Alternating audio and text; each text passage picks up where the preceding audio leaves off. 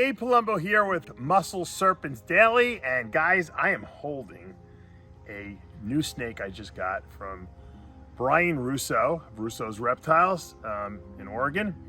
He's a guy who I bought my very first boa from back in 2014.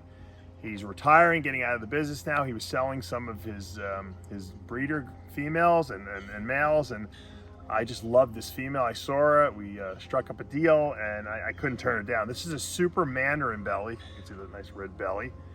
Leopard, obviously leopard having a lot of red in it anyway. Possible jungle female. I know she's bred from him before, and I love leopard stuff, as you guys know. And I really just recently got a couple Mandarin belly genes into my collection. Nothing that was breeding yet, just some babies, but I saw her available, and I love the super Mandarin belly, especially mixed with the leopard. I think all this needs is a little hypo in it, actually. And even imagine albino with this. Can you imagine the reds that are going to come out of this thing with albino? She's super red already and just absolutely gorgeous. Oh, look, Jedi's here. Jedi, you don't want to get eaten by this big girl here. He's feeling a little left out and a little jealous. So anyway, we just got her. I want to thank Brian. I got her, picked her up at FedEx a little earlier today, and she's doing great. I'm going to warm her up, get her inside a cage right now. She came all the way from Oregon. It's kind of warm in Florida, but not in Oregon, I'm sure. It's probably freezing and probably snowing out there as well. I know they finally got a break in the weather, and he was able to send it. It's been a couple of weeks we've been waiting for this girl, and I'm super excited. Let's go inside. We'll put her away, and let's see what else is going on in the snake room. You never know what we could find. Hey, I wanted to show you this beautiful girl that I've had for a while. I haven't bred her yet. It's a Scoria, obviously. Beautiful boa. She's a Hypo jungle Scoria that's het sharp albino. I've yet to put her into the breeding program. I bred her like a year or two ago, and she just, she didn't, I saw locks and everything, and she never went. And then I gave her off last year. I'm deciding she's on the small side. She's she'll eat like a small rat type of thing. She's not a huge eater. She's got good length on her. She's definitely got the age on her because she's a 17. So she's almost 5. She's 4.5 years old. I'll see. You know, I just don't know if she's ready to go yet. Looks like she needs a little bit more meat on her. I don't know. I don't like to push a boa if they don't have good size on them. She's got a beautiful blue eye. She's a very nice looking snake. This is like my second Scoria I ever got. My other one has been breeding. Bred twice already to me. This girl is real. Look at that tail. Look how beautiful that tail is. The Hypo and jungle work really well with Scoria. So we'll see. Just thought I'd give her, I don't think I've shown her off for a while, so I'm gonna give you a little look at her.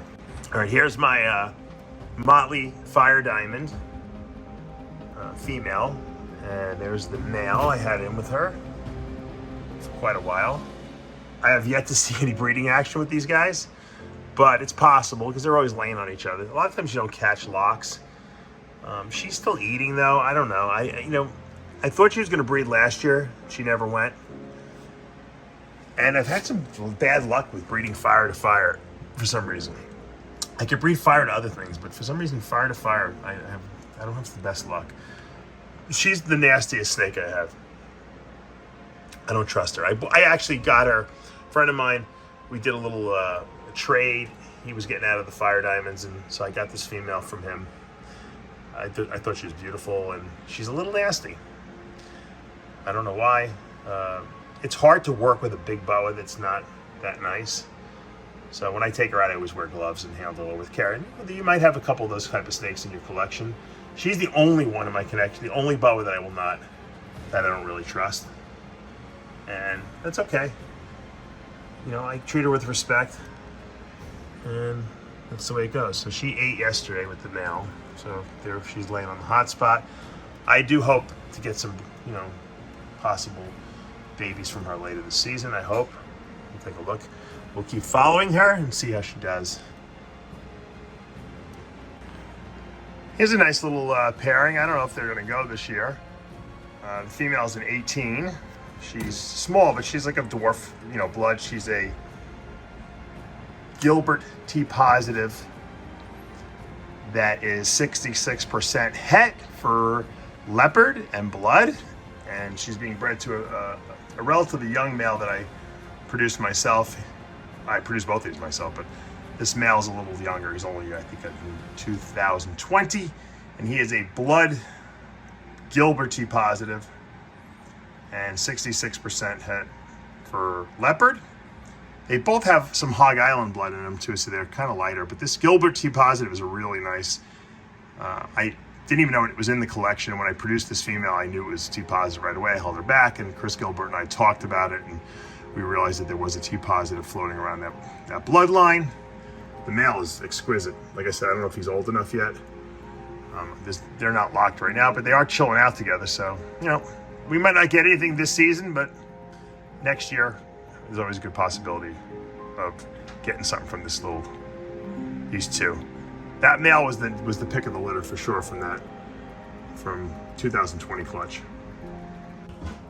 All right, I had to show you this girl again. I mean, I love this. This is a fire diamond. It's Central American T-positive. It's a great, beautiful combination. She's got a really light bluish eye.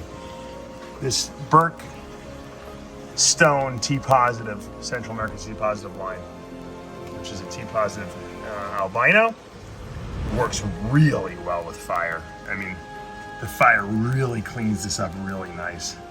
And of course, there's Hypo in here as well. You can see that beautiful reddish tail. Just a gorgeous, gorgeous combination. I can't wait till this female grows up and can breed. Wow. You know, I saw the VPI T-positive fire Matt Locke's Boas produced. Showed that 2 weeks ago, and it was gorgeous. But man, I think that this rivals it really, the Burke Stone line. And this is obviously a Central American dwarf line. The fire is a bigger snake, so you're gonna get like an intermediate sized snake. You're not gonna get a dwarf snake. You're not gonna get a huge big Colombian. You're gonna get a middle of the road snake. So we'll see. Just a really, really nice combination. Here's my Sunglow het leopard, female. It's been putting on some really nice size. Produced her a bunch of years ago. She was a single baby. There was no other babies that survived. It's a very small clutch, and she's been just steadily growing, putting on size. I think she'll probably breed next year, easily. She probably could have gone this year maybe, but I didn't want to push her. No rush. She's got a lot of reds. We've talked about this before. Those het leopard with the albino, sometimes they look almost better than the visual leopard albinos because they have a lot going on. There's a lot of red in here. You see all the reds going through here? And this is the lipstick line too of Call Albino, which when they're born, they're really red looking. But just look at that beautiful, beautiful face there. I love to see locks on my boas because they're not like ball pythons. You don't see sometimes them that much. This is my T-positive. This is the Honduran T-positive. Sumaton, which is an Onyx Motley. So there's a single copy of Onyx, one copy of Motley. We produce what's called the Sumaton.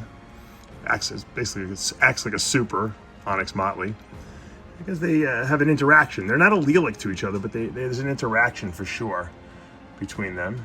And my male is a Red Baron, which is a Honduran T-positive super Onyx.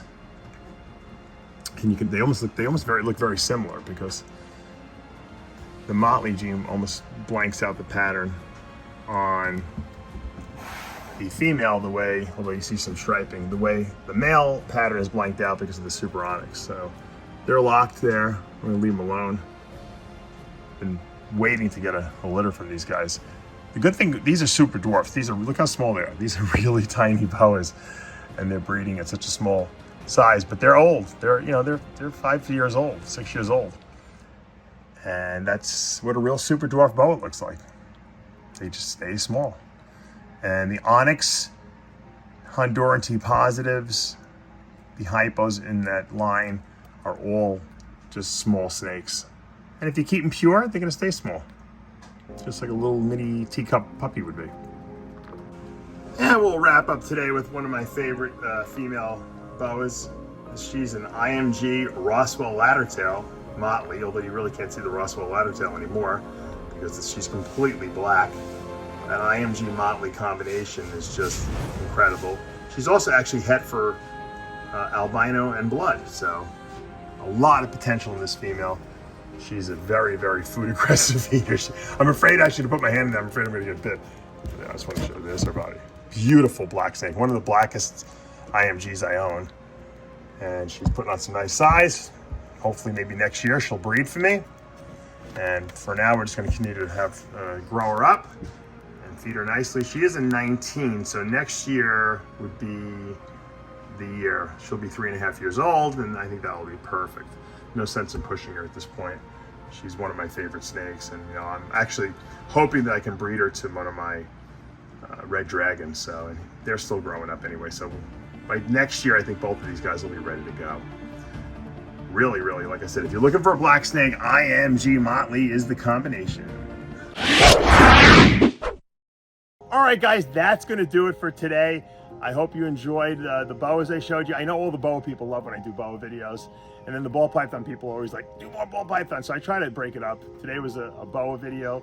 Cool stuff. I got that great delivery. Thank you, Brian Russo, for that awesome female boa.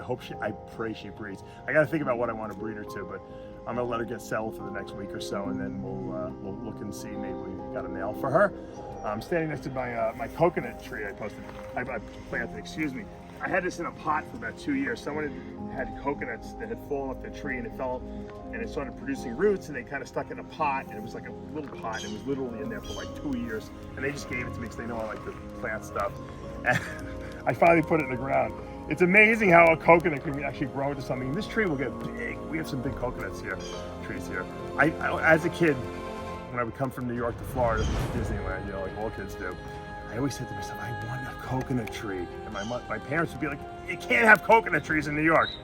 Well, I had to move to Florida to get coconut trees. I hope you guys are having a great week. We're gonna try to sneak one more video in tomorrow before the end of the week. I have some ideas about it. I don't wanna give it away yet because I'm not sure exactly what I'm gonna do, but it's gonna involve electronics and how to best optimize your room in a smart manner using your iPhone. All right, guys, you know what to do. Hit that subscribe button, turn on your notifications, hit the like button. I'll see you back tomorrow morning.